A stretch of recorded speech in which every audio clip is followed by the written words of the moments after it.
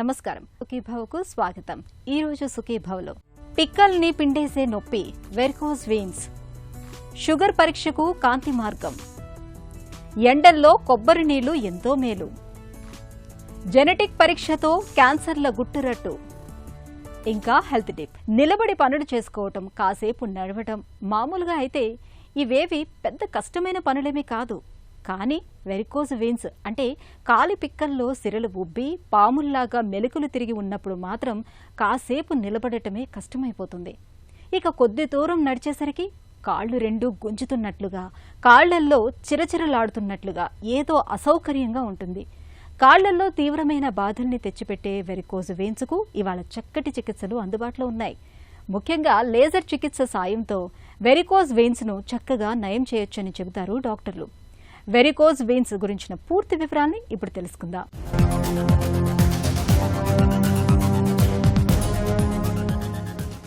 Varicose veins అంటే కాళ్లలో సిరలు చెడు రక్తంతో నిండి ఉబ్బిపోవడం. సిరలు ఎందుకు ఇలా ఉబ్బుతాయన్న విషయాన్ని అర్థం చేసుకోవడానికి మనం ఒక ఉదాహరణ చూద్దాం. ఇంటి మీద నీళ్ల ట్యాంకు నుంచి నీళ్లు గొట్టం ద్వారా చాలా తేలికగా కింద గదుల్లోకి వచ్చేస్తాయి. కానీ కింద నుంచి నీళ్లు మళ్లీ పై ట్యాంకులోకి వెళ్లాలంటే అంత తేలికేం కాదు. మోటార్ని పెట్టి పైకి ఎక్కించాలి. మన శరీరంలో రక్త ప్రవాహం కూడా అచ్చంగా ఇలాగే జరుగుతుంది. గుండె నుంచి ధమనుల ద్వారా రక్తం తేలికగానే తల నుంచి కాళ్ల వరకు చేరిపోతుంది. కానీ మళ్లీ అక్కడి నుంచి చెడు రక్తం సిరల ద్వారా తిరిగి గుండెకు చేరడమే కష్టంగా ఉంటుంది. పైకి ఎక్కాల్సిన రక్తం కిందకు జారిపోకుండా సిరల్లో ప్రత్యేకమైన ఏర్పాట్లు ఉన్నప్పటికీ ఒక్కోసారి రకరకాల కారణాల మూలంగా సిరలు దెబ్బతినిపోతుంటాయి. ఇలాంటప్పుడు సిరలు చెడు రక్తంతో నిండిపోయి బాగా ఉబ్బి వెడల్పుగా మెలికలు తిరిగినట్లుగా సాగినట్లుగా అనిపిస్తాయి. వెరికోజ్ వెయిన్స్ అంటే ఇవే. వెరికోజ్ వెయిన్స్ అనేది ఏంటంటే మనకి అబ్నార్మల్గా కాళ్ళలో ఉబ్బు రక్తనాళాలు లేదా ఉబ్బు సిరలు అంటాము. సో జనరల్గా కాళ్ళలో చెడు రక్తాన్ని తీసుకెళ్లే రక్తనాళాలు అబ్నార్మల్గా ఉబ్బిపోవడం అనమాట. మనకి కాళ్ళలో రెండు రకాల రక్తనాళాలు ఉంటాయి. ఒకటి మంచి రక్తనాళం, రెండోది చెడు రక్తనాళం. చెడు రక్తనాళంలో కూడా మళ్ళీ రెండు ఉంటాయి. ఒకటేమో చర్మం కింద ఉండే సూపర్ఫిషియల్ వీనస్ సిస్టమ్ అంటాం, రెండోది ఏంటంటే డీప్ వీనస్ సిస్టమ్ అంటాం. సో వెరికోజ్ వెయిన్స్ అనేది మనకు సూపర్ఫిషియల్ వీనస్ సిస్టమ్ రిలేటెడ్ సమస్య అనమాట. సో యూజువల్గా మనకి వెరికోజ్ వెయిన్స్లో ఏంటంటే ఇనీషియల్గా ఒక సర్టెన్ పాయింట్ ఆఫ్ టైం వరకు మనకి ఇబ్బంది ఏమి ఉండదు. అలా అని చెప్పి చాలామంది పేషెంట్స్ నెగ్లెక్ట్ చేస్తారు. But when it causes symptoms like మీకు ఊరికూరికే కాళ్ళలో అలసిపోయినట్టు, లాగుతున్నట్టు, అండ్ ఇచ్చింగ్ రావడం, దురద రావడం, కాళ్ళు రంగు మారిపోవడం, మరీ అడ్వాన్స్డ్ స్టేజెస్లో ఏంటంటే పుండ్లు పడి అవి అబ్నార్మల్గా మారి మానకపోవడం, ఇలాంటి సమస్యలన్నీ కామన్గా చూస్తూ ఉంటాం వెరికోజ్ వెయిన్స్లో. ఇనీషియల్గా ఒక సర్టెన్ పాయింట్ ఆఫ్ టైం వరకు ఇబ్బంది ఉండదు. అలా అని చెప్పి మనం నెగ్లెక్ట్ చేస్తే మాత్రం చాలా సీరియస్ కాంప్లికేషన్స్ ఎదురవుతాయి నేను చెప్పినట్టు. మామూలుగా అయితే మనం నడుస్తున్నప్పుడు కాలి సిరల్లో ఒత్తిడి తగ్గుతుంది. కానీ కాలి సిరల్లో కవాటాలు దెబ్బతిని వెరికోజ్ వెయిన్స్ మొదలైన వారిలో సిరల్లో ఒత్తిడి తగ్గకపోగా నడుస్తున్న కొద్దీ ఒత్తిడి మరింతగా పెరుగుతుంటుంది. దీంతో నడుస్తున్నప్పుడు, నిలబడినప్పుడు పిక్క కండరాల్లో నొప్పి, అసౌకర్యం వంటి బాధలు మొదలవుతుంటాయి. రక్తం సరిగ్గా పైకి వెళ్లకపోవడంతో కాళ్లలో వాపులు కూడా వస్తుంటాయి. కొన్నిసార్లు ఒత్తిడి బాగా పెరిగిపోయి సూక్ష్మ రక్తనాళాల నుంచి రక్తం బయటకు వచ్చి చర్మం కింద నిల్వ ఉండిపోతుంది. దీంతో కాలి పిక్కలు, మడమ భాగాల్లో చర్మమంతా రంగు మారి నల్లగా అయిపోతుంటుంది. దురద తట్టుకోలేక గోకినప్పుడు అక్కడ పుండ్లు కూడా పడుతుంటాయి. అరుదుగా సూక్ష్మ రక్తనాళాలు పగిలి హఠాత్తుగా రక్తం బయటకు చిమ్మే అవకాశాలు కూడా ఉంటాయి. ఈ లక్షణాల తీవ్రత ఒక్కొక్కరిలో ఒక్కో రకంగా కనిపిస్తూ ఉంటుంది. వెరికోజ్ వెయిన్స్ అనేది ఒక సింపుల్ డాప్లర్ టెస్ట్ ద్వారా మనం తెలుసుకోవచ్చండి. అండ్ కొంతమందికి ఆబ్వియస్గా మనకి క్లినికల్గా అంటే మేము చేసే ఎగ్జామినేషన్ ద్వారా కానీ, లేదా మీకు మీరు చూసుకుంటేనే ఓకే ఇక్కడ రక్తనాళాలంతా ఉబ్బిపోయాయి, ఇలా బేసిక్ టెస్టుల ద్వారా మనం వెరికోజ్ వెయిన్స్ ఉందా లేదా అనేది తెలుసుకోవచ్చు. కామన్గా ఉన్న ట్రీట్మెంట్ ఆప్షన్స్ వచ్చేసి మనకి ప్రీవియస్ డేస్లో ఓపెన్ సర్జరీ, లైక్ వెయిన్ అంతా ఓపెన్ చేసి ఎక్కడెక్కడైతే అబ్నార్మాలిటీ ఉందో దాన్ని తీసేయడం, ఇలాంటిది చేస్తున్నారు. బట్ ఇప్పుడు ఆల్మోస్ట్ అవుట్డేటెడ్ అయిపోయింది. సో రీసెంట్గా మనకున్న లేటెస్ట్ ట్రీట్మెంట్స్ వచ్చేసి లేజర్ అని, తర్వాత ఆర్ఎఫ్ అని, తర్వాత గ్లూ అని, ఇలా డిఫరెంట్ కైండ్స్ ఆఫ్ ట్రీట్మెంట్స్ వచ్చాయి. సో ఈ ప్రొసీజర్స్ వల్ల మెయిన్ అడ్వాంటేజెస్ ఏంటి అంటే ఆల్మోస్ట్ అన్ని ప్రొసీజర్స్ కూడా డే కేర్ బేసిస్ ప్రొసీజర్సే.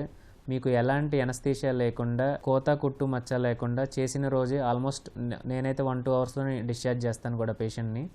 దీనివల్ల ఉండే అడ్వాంటేజెస్ ఇవి. అండ్ మోస్ట్ ఇంపార్టెంట్లీ మళ్ళీ వచ్చే ఛాన్సెస్ కూడా వెన్ కంపేర్డ్ టు సర్జరీ మనకి ఈ ప్రొసీజర్స్ ద్వారా రికరెన్స్ అనేది చాలా తక్కువ ఉంటుంది.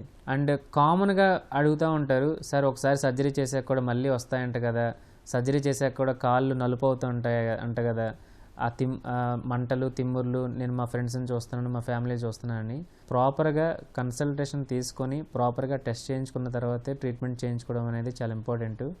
Yes, theoretically there is a possibility, అంటే థియరిటికల్గా ఒక 5 to 10% మళ్ళీ వచ్చే ఛాన్సెస్ ఉంటాయి. బట్ యూజువల్గా మళ్ళీ మొదలు పెట్టుకొని సర్జరీ చేసే ఛాన్సెస్ ఆల్మోస్ట్ తక్కువ. మేబీ ఏదన్నా తర్వాత అవసరమైతే ఒక చిన్న చిన్న ఇంజెక్షన్స్ చేయాల్సిన అవసరం రావచ్చు. ట్రీట్మెంట్ చేయించుకోకపోతే మనకి కాంప్లికేషన్స్ కాలు నలుపు మారిపోవడం, పుండ్లు పడడం, ఆ పుండ్లు మానకపోవడం, అండ్ వెరీ రేర్గా ఈ వారికోజ్ వెయిన్స్ అనేవి గడ్డల్లా కడతాయి. అండ్ వెరీ రేర్గా దీనివల్ల డీప్ వెనస్ థ్రాంబోసిస్ వచ్చే ఛాన్సెస్ కొంత పాసిబిలిటీ అయితే ఉంది. కాళ్ల మీద సిరలు పైకి ఉబ్బి స్పష్టంగానే కనిపిస్తుండటంతో వెరికోస్ వెయిన్స్ సమస్యను డాక్టర్లు చూడగానే గుర్తించేస్తుంటారు. అయితే కొంతమందిలో సిరల్లో ఉబ్బు పైకి కనిపించకపోవచ్చు. చర్మం రంగు మారడం, పుండ్లు పడటం, వాపు వంటివి మాత్రం ఉండొచ్చు. వెరికోస్ వెయిన్స్ ని గుర్తించడానికి చాలా తేలికైనది, సులువైనది కలర్ డాప్లర్ పరీక్ష. ఈ పరీక్షను పడుకొని ఉన్నప్పటికంటే నిలబడి ఉన్నప్పుడు చేయడం మేలు. కలర్ డాప్లర్ పరీక్ష అనేది వెరికోస్ వెయిన్స్ ను నిర్ధారించడమే కాదు, ఒకవేళ ఆపరేషన్ అవసరమైతే అదెలా చేయాలో నిర్ణయం తీసుకునేందుకు కూడా తోడ్పడుతుంది. వెరికోస్ వెయిన్స్ కు ఇవాళ సంప్రదాయ చికిత్సలు మొదలుకొని లేజర్ వంటి అధునాతన చికిత్సలెన్నో అందుబాటులో ఉన్నాయి. ముఖ్యంగా లేజర్ చికిత్స సాయంతో వెరికోస్ వెయిన్స్ ను చక్కగా నయం చేయొచ్చని చెబుతారు డాక్టర్లు. సో లేటెస్ట్గా మనకి వారికోజ్ వెయిన్స్లో ఎస్పెషల్లీ గ్లూ అనేది ఒకటి కామన్గా చేస్తున్నాము. So when compare to laser, glue treatment వల్ల దాని అడ్వాంటేజెస్ అనేవి ఉన్నాయి. సో లేజర్లో ఏంటంటే మనకి హీట్ ఎనర్జీ ద్వారా ట్రీట్మెంట్ చేయడం జరుగుతుంది. సో ఈ హీట్ ఎనర్జీని స్ప్రెడ్ అవ్వకుండా మనం మల్టిపుల్ ఇంజెక్షన్స్, టుమిసెంట్, ఒక్కొక్కసారి ప్రాపర్గా టుమిసెంట్ ఇవ్వకపోతే పక్కనున్న నెర్వ్ డ్యామేజ్ రావడం, దానివల్ల కాన్స్టెంట్గా పేషెంట్కి తిమ్ముర్లు, మంటలు రావడం, ఇలాంటివన్నీ వచ్చే ఛాన్సెస్ ఉంటాయి. అండ్ రికరెన్స్ కానీ, తర్వాత లేజర్ వల్ల వచ్చే చిన్న చిన్న రెడ్నెస్ కానీ, కొంచెం కాలు వాపులు కానీ, ఇవన్నీ కూడా గ్లూ ట్రీట్మెంట్లో మనకి ఉండే అవకాశం తక్కువ. బికాజ్ ఒక లిక్విడ్ ద్వారా మనం గ్లూ ట్రీట్మెంట్ చేయడం జరుగుతుంది. సో దీనివల్ల టుమిసెంట్, అంటే మేము లేజర్లో వాడే టుమిసెంట్ కానీ, లేదా నెంబర్ ఆఫ్ ఇంజెక్షన్స్ కూడా ఆల్మోస్ట్ 1-2 ఇంజెక్షన్స్లోని ప్రొసీజర్ అంతా అయిపోతుంది. పోస్ట్ ప్రొసీజర్ స్టాకింగ్స్ వాడాల్సిన అవసరం కూడా తక్కువ ఉంటుంది. And most importantly nerve damage risk almost 0. So ఇవి best advantages with the glue procedure. రొటీన్గా కన్వెన్షనల్గా చేస్తున్న ట్రీట్మెంట్ లేజర్, బికాజ్ ఎప్పటి నుంచో మనకి వారికోజ్ వెయిన్స్ లేజర్ అనేది లైక్ అందరికీ తెలిసిందే. వారికోజ్ వెయిన్స్ అనేది మోస్ట్ కామన్గా మనకి ఏంటంటే ఎవరైతే ఎక్కువసేపు నిల్చొని, ఎవరైతే ఎక్కువసేపు కూర్చొని పనులు చేస్తుంటారో వీళ్ళల్లో మనకి వారికోజ్ వెయిన్స్ అనేది వస్తూ ఉంటుంది.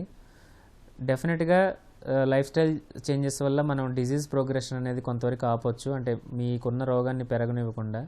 So constant walkings, constant exercises, and ఎక్కువసేపు నిల్చోవడం, ఎక్కువసేపు కూర్చోవడం తగ్గించాలి. అండ్ మీకు ఏదన్నా స్మోకింగ్, ఆల్కహాల్ అలవాట్లు ఉంటే మానేయాలి. And most importantly varicose veins obesity పేషెంట్స్లో చాలా కామన్గా వస్తూ ఉంటుంది. సో వెయిట్ రిడక్షన్ అనేది చాలా important. So regular exercises, healthy life style, healthy food habits, ఎక్కువసేపు నిల్చోవడం, కూర్చోవడం తగ్గించుకోవడం వల్ల మనం వారికోజ్ వెయిన్స్ అనేది రాకుండా, and at the same time వచ్చిన వెంటనే ప్రోగ్రెస్ అవ్వకుండా చేసుకోవచ్చు. కాళ్ల మీద సిరలు ఉబ్బి ఉన్నంత మాత్రాన అందరికీ చికిత్స అవసరమే ఉండదు. వెరికోజ్ వెయిన్స్ బాగా తీవ్రంగా ఉండి చర్మం నల్లబడడం, పుండ్లు పడినప్పుడు మాత్రమే చికిత్సకు వెళ్లొచ్చు. వెరికోజ్ వెయిన్స్ తీవ్రత తక్కువగా ఉన్నప్పుడు బాధల నుంచి ఉపశమనం కోసం కంప్రెషన్ స్టాకింగ్స్ బాగా పనిచేస్తాయి. ఆపరేషన్ వద్దనుకునే వాళ్లు ఇలా బిగుతు స్టాకింగ్స్ ని వేసుకోవచ్చు. కంప్రెషన్ స్టాకింగ్స్ తో నొప్పి, అసౌకర్యం వంటి బాధలు తగ్గిపోతాయి. కాలిసిరల్లో వాపు, చర్మం రంగు మారడం, పుండ్లు పడినప్పుడు సర్జరీ చేయించుకోవటం మేలు. ఇవాళ వెరికోజ్ వెయిన్స్ కి పెద్దగా కోత పెట్టకుండానే సిరలను మూసివేసే లేజర్, రేడియో ఫ్రీక్వెన్సీ ఆబ్లేషన్ వంటి చక్కటి విధానాలు అందుబాటులో ఉన్నాయి. ఇక వెరికోజ్ వెయిన్స్ ను నివారించుకునేందుకు ముందు నుంచి వాకింగ్, జాగింగ్, ఈత, సైక్లింగ్ వంటి వ్యాయామాల సాయంతో కాలి కండరాలకు తగినంత వ్యాయామం కల్పిస్తుండాలి. ఈ జాగ్రత్త కాలిసిరల్లో ఉబ్బును, వాపును చాలా వరకు నివారిస్తుంది. హెల్త్ న్యూస్ మీకోసం.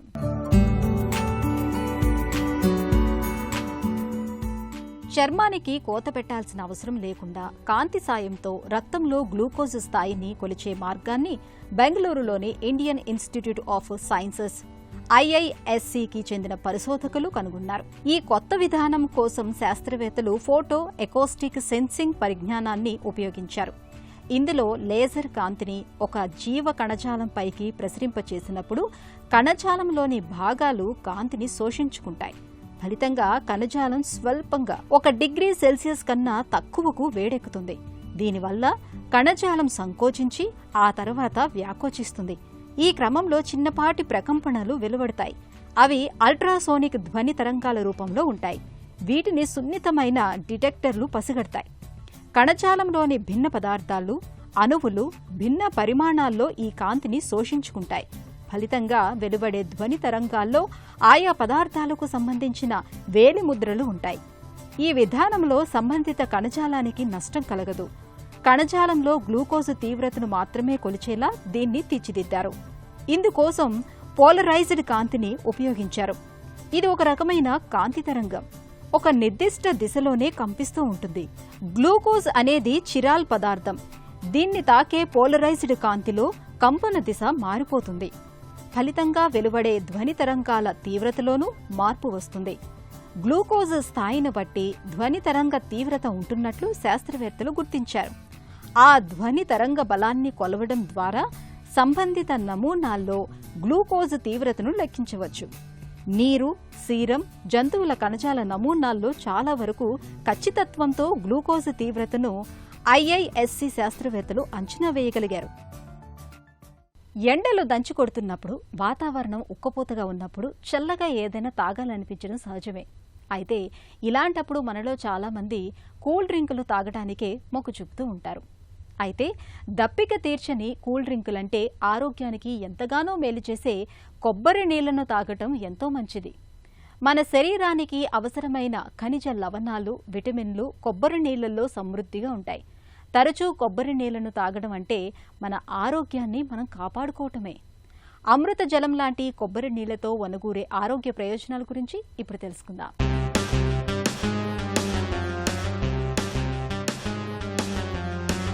సహజ సిద్ధంగా దొరికే పానీయాల్లో కొబ్బరి బోండా నీళ్లు ఎంతో శ్రేష్టమైనవి.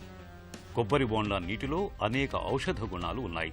మన శరీరానికి అత్యవసరమైన sodium, potassium, magnesium, phosphorus, calcium వంటి కీలకమైన ఎలక్ట్రోలైట్లను అందించటంలో కొబ్బరి నీళ్లకు సాటి మరొకటి లేదు. కొబ్బరి బోండా నీటిలో అత్యధికంగా క్యాలరీలు, ప్రోటీన్లు, కార్బోహైడ్రేట్లు ఉంటాయి. కాపర్ వంటి మినరల్స్ ఉండటంతో గుండెకు ఎంతో మంచిది. అంతేకాకుండా కొబ్బరి నీళ్లలో ఉన్న మ్యాంగనీస్ కొవ్వు మెటబాలిజం, ఎంజైమ్ పనితీరు సరిగ్గా ఉండేటట్లు చేస్తుంది. మీ డైట్లో కొబ్బరి నీళ్లను భాగం చేసుకుంటే శారీరకంగా ఎంతో దృఢంగా, నాజూకుగా తయారు కావచ్చు. కొబ్బరి నీళ్లను తాగటం వల్ల పొట్ట నిండిన భావన కలిగి అతిగా తినటం మానేస్తాం. ఇందులో ఉండే పీచు పదార్థం బరువు తగ్గేందుకు తోడ్పడుతుంది. కొబ్బరి నీళ్లలోని పోషకాలు మన రక్తంలోని కొలెస్ట్రాల్ స్థాయిల్ని అదుపులో ఉంచుతాయి. తాజా కొబ్బరి నీళ్లను తాగటం వల్ల రక్తంలోని చక్కెర స్థాయిలు అదుపులో ఉంటాయి. శరీరంలో ఇన్సులిన్ ఉత్పత్తి కూడా చక్కగా ఉంటుంది. కొబ్బరి నీళ్లను తరచుగా తాగటం వల్ల మన శరీరంలో రోగ నిరోధక శక్తి పెరుగుతుంది. కొబ్బరి నీళ్లతో పాటు సన్నగా తరిగిన నిమ్మ తొక్కల్ని, పుదీనా ఆకుల్ని కలిపి తీసుకుంటే రుచితో పాటు పోషకాలు అందుతాయి. అందుకే మన ఆహార పద్ధతుల్లో కొబ్బరి నీళ్లకు చోటు కల్పిస్తే మన ఆరోగ్యానికి ఎంతో మేలు. క్యాన్సర్ ఏదైనా అది ఉన్నట్లుండి ఊడిపడదు. క్యాన్సర్ మనలో పాగా వేసే క్రమంలో ఎన్నో అనుమానిత లక్షణాలు కనిపిస్తాయి. వాటిని సకాలంలో పసిగట్టి తగిన ముందస్తు పరీక్షలు చేయించుకుంటే చాలు. క్యాన్సర్లకు తొలిదశలోనే సమాధి కట్టేయచ్చు. ప్రాణాంతక క్యాన్సర్లను ఆదిలోనే పసిగట్టేందుకు ఇవాళ జీన్ టెస్టింగ్ రూపంలో ఒక మంచి పరిష్కారం మనకు అందుబాటులో ఉంది. జన్యువుల్లో మ్యుటేషన్స్ అంటే ఉత్పరివర్తనాలను ముందుగానే తెలుసుకోవడం ద్వారా క్యాన్సర్ల ముప్పు ఉన్నది లేనిది ముందుగానే తెలుసుకోవచ్చు. క్యాన్సర్ల ప్రమాదాన్ని ముందుగానే తెలియచెప్పే జీన్ టెస్టింగ్ గురించిన పూర్తి వివరాలను డాక్టర్ని అడిగి ఇప్పుడు తెలుసుకుందాం.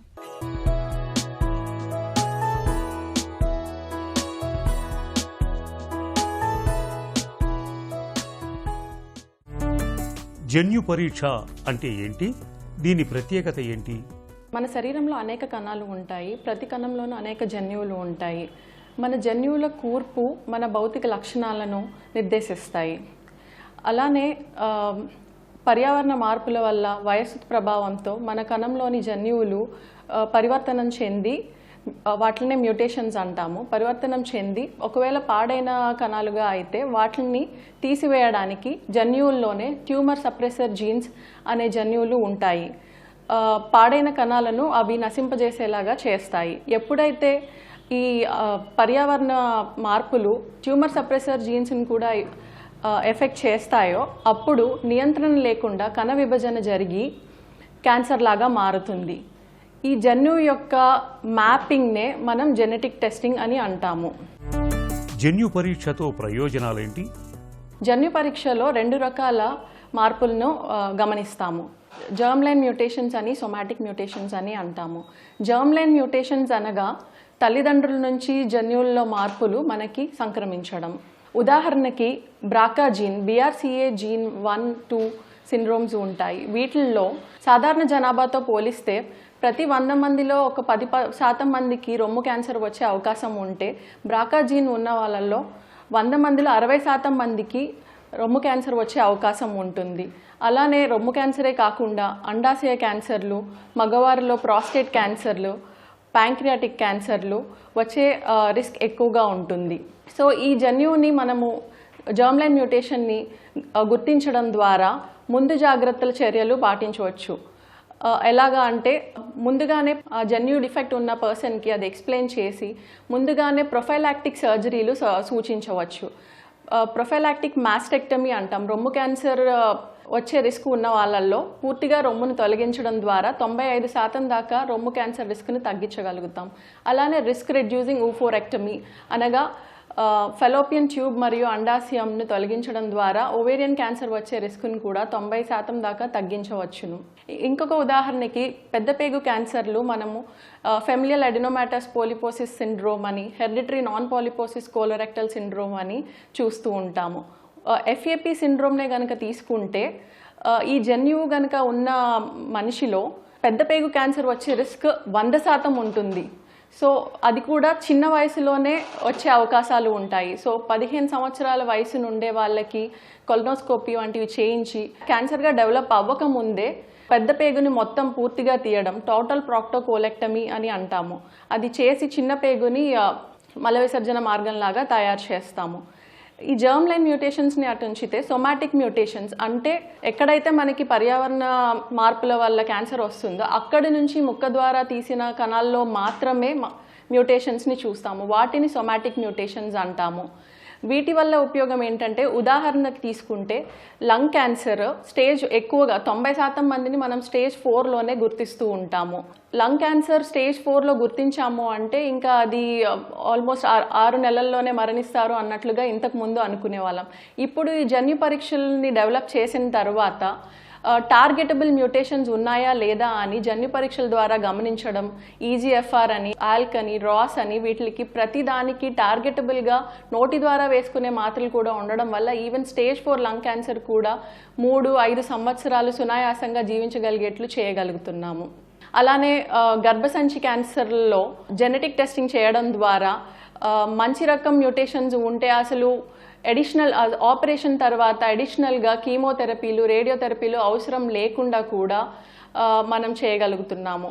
ఒకవేళ high risk mutations like P53 లాంటివి ఉంటే ఈవెన్ ఎర్లీ స్టేజెస్లో కూడా కీమో లాంటివి సజెస్ట్ చేయడం ద్వారా మళ్ళీ తిరిగి రాకుండా ఉంచగలుగుతున్నాము. జన్యు పరీక్షలు ఎవరికి చేస్తారు, ఎలా చేస్తారు? ఆల్రెడీ తల్లిదండ్రుల్లో జన్యు ఇబ్బందులు ఉన్నాయి అని తెలిస్తే ఆ పర్టికులర్ జీన్కి ఒక్కదానికి మాత్రమే పరీక్ష చేయవచ్చు. లేదు జన్యు ఏంటి అన్నది మనకి తెలియదు, 2-3 ఫ్యామిలీ మెంబర్స్లో క్యాన్సర్ ఒకే రకమైన క్యాన్సర్ ఉన్నాయి అనుకుంటే దానికి మల్టీ జీన్ ప్యానెల్ అంటాము. ఆ క్యాన్సర్ కారకాలైన మల్టిపుల్ జీన్స్ని ఒకేసారి టెస్ట్ చేయడము.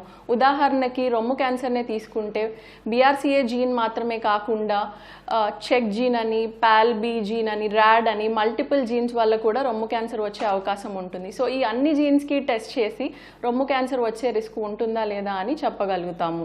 అలానే హోల్ జీనోమ్ సీక్వెన్సింగ్ అనే పరీక్షలు కూడా, అంటే మొత్తం బాడీలో ఉన్న అన్ని జన్యువుల్ని చెక్ చేయడం ద్వారా ఏమన్నా ఫ్యూచర్లో వచ్చే అవకాశం ఉంటుందా అన్నది తెలుసుకోగలుగుతున్నాము.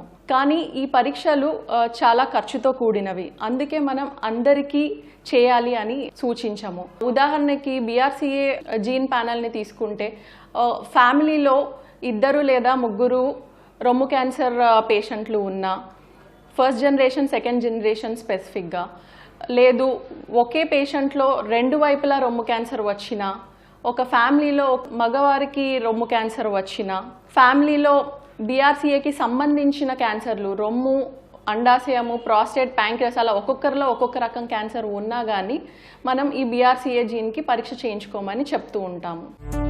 జెనెటిక్ కౌన్సెలింగ్ అంటే ఏంటి?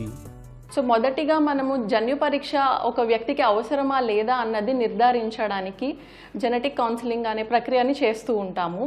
మొదటగా పేషెంట్ యొక్క ఫ్యామిలీ పెడిగ్రీని తయారు చేస్తాము. అంటే అసలు వాళ్ళ అమ్మ, నాన్న, అన్న, చెల్లెళ్ళు, అత్తలు, అమ్మమ్మ, తాతలు అందరూ ఎవరికి ఏమన్నా క్యాన్సర్స్ ఉన్నాయా, ఏ వయసులో వచ్చింది, ఏ రకమైన క్యాన్సర్లు వచ్చాయి, నిజంగా రిలేటెడ్ క్యాన్సర్సా, ఒకవేళ నిజంగా పరీక్ష అవసరము అయితే వాళ్ళకి ఏ విధమైన పరీక్షలు చేస్తాము, అవి పాజిటివ్ వస్తే ఎటువంటివి, ఏమైనా ముందు జాగ్రత్త సర్జరీలు, ట్రీట్మెంట్లు ఉన్నాయా, స్క్రీనింగ్ ఎలా చేసుకోవాల్సి ఉంటుంది, అండ్ టెస్ట్లో కూడా 100% ఇదిగో పాజిటివ్ అని చెప్పేట్లుగా ఉండవు. కొన్ని అన్డిటర్మైన్డ్ జీన్స్ కూడా డిటెక్ట్ చేస్తూ ఉంటాము.